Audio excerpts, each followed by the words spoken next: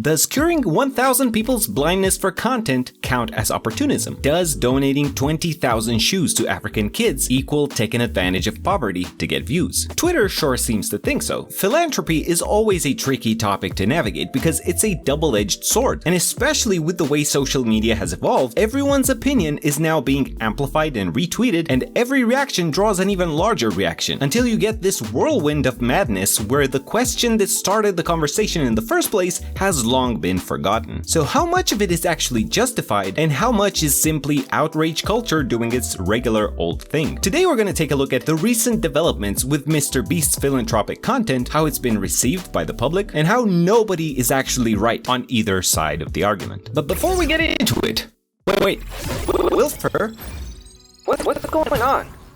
Can you hear me?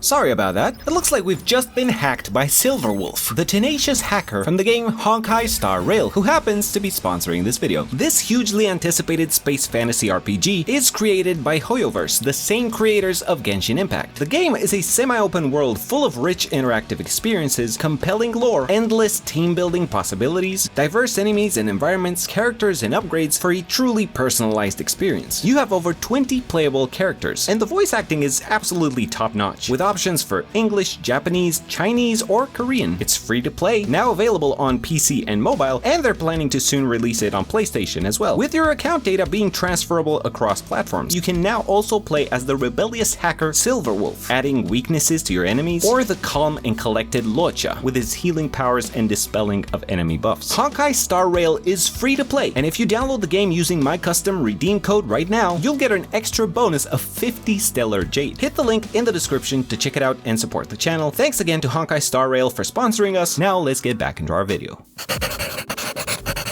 MrBeast is the biggest creator on YouTube, with over 200 million subscribers across all of his various channels. His latest channel, opened in 2021, has been dedicated entirely to charity, hence the name Beast Philanthropy. The idea was to make videos entirely about charitable causes and donate all revenue generated by the channel to said charities. What he may have not taken into account, however, is that philanthropy itself is a very delicate subject. There's something about philanthropy that always makes people hesitant. The outcome may be a net positive for sure, but people usually think, what's the motive? Like when there's a multi-billionaire building schools all throughout some developing country, some people will inevitably go, I support kids getting educated, that's wonderful, but why are you doing this? What skeletons do you have in your closet that you're trying to move the attention away from? Now, MrBeast may not have skeletons himself, but in his case, the potential ulterior motive that springs to mind is that his brand very much benefits from doing this type of content. Is that his primary motivation for helping people? Probably not, but it is an elephant in the room that some people find it hard to ignore. This was certainly the case when on January 28th, he uploaded a video titled 1,000 Blind People See for the First Time, where he paid for cataract surgery for 1,000 people across the world. In this video, we're curing 1,000 people's blindness. It's gonna be crazy. Twitter was quick to react, with one person saying that MrBeast is the product of everyone who records themselves giving food to a homeless person forming Voltron, which is actually kind of funny, not gonna lie. Another person added, honestly, I think the ick feeling here is pretty clear. Helping people being made into a game show for entertainment. Why can't they get the help they want without a peep show spectacle? Why does a YouTuber have to create content to make this happen? It's dystopian adjacent. Someone else that goes by Mechanical McLeod also chimed in with what seems to pretty much sum up the situation, in that it's not about MrBeast doing something wrong, but rather, and I quote, that our healthcare system is to the point where we have to wait for a really nice millionaire to come along to get our serious problems fixed. And by the same token, most people were indeed enraged by the fact that we need a rich individual coming to the rescue rather than having an affordable and sustainable way to treat people's ailments without having to rely on a benefactor. Because in such cases, the benefactor could very easily use the situation to advance his own agenda. On top of this, the video received another type of criticism, this time coming from the blind community. So I'm blind, and MrBeast just cured blindness!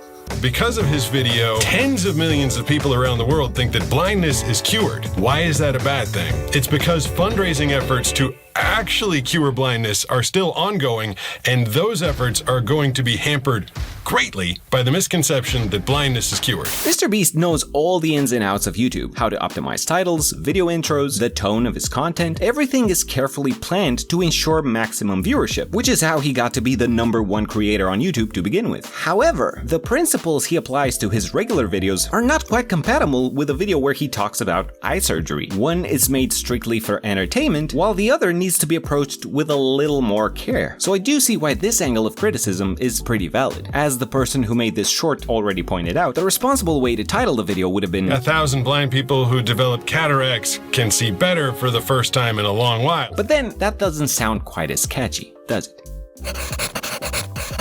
The Twitter chatter had barely died down after the Curing Blind People video that the philanthropic efforts of MrBeast got him in hot water yet again. On March 8th, Beast Philanthropy posted another video titled "Giving 20,000 Shoes to Kids in Africa." The reaction was once again extremely polarizing. My problem with MrBeast isn't that he donates. My problem is that he has this need to make it as like a content, as if it's some sort of entertainment. It doesn't feel genuine at all, and it just feels like he's doing it for views. It's great that he's helping people, but it is fair to question the motives when he has a financial benefit tied to doing so. People praising things like "this good guy MrBeast" ignore the reality that he makes a profit from these types of videos. This isn't really charity. To which MrBeast himself jumped in with the following response: "No hate, you probably just haven't seen this channel, but it actually is a charity and I obviously don't profit from it. 100% of all revenue from Beast Philanthropy goes towards running my food banks and helping ease human suffering, and since inception, I've personally put in millions into Beast Philanthropy. That's the whole point. Make content around helping people to generate more money to help more people." Now here's why this whole thing is a giant paradox. While it's fair to say that filming charitable work can in some cases come across as inauthentic or self-serving, it's often through seeing such stories that viewers are inspired to take action themselves, maybe donate to a certain cause or even volunteer themselves. And since all revenue generated goes right back into the charity work, it seems that MrBeast has found a way to gamify charity and turn it into a self-sustaining loop. On the other hand, I also think if MrBeast was hoping to never run into any kind of drama with his philanthropic content, that was always going to be a losing battle. As we've already pointed out, there is no possible way that you can launch a project like this without alienating a group of people. Now, I've been working on this video for some time now, and it looks like as of recording this, 2 new videos have been released by MrBeast, titled "I helped 2,000 amputees walk again" and "1,000 deaf people hear for the first time." So it's clear that he has a specific theme that he's going for with these charitable projects, and the backlash has not derailed his plans of helping people out. Yet again, with these recent videos, he's run into the same kind of criticism. On top of this, MrBeast has also recently bought an entire neighborhood in North Carolina. The idea behind this move is to have all of his co-workers and their families live close by so that they optimize their content creation schedule while also not sacrificing any of their personal time with their families. While some people applaud this move, praising MrBeast for thinking about the well-being of his peers and gifting them their homes for free, by the way, others have gone as far as to say that he's starting an actual cult, or that he's gentrifying the area. I think all of this goes to show that the MrBeast brand has gotten so big that almost anything he and his associates do at this point will attract all kinds of backlash. The question that I want to leave you with is whether or not it's justified. What do you guys think about everything that we've talked about? Let me know in the comments below. As always, thank you for watching, and we'll see you again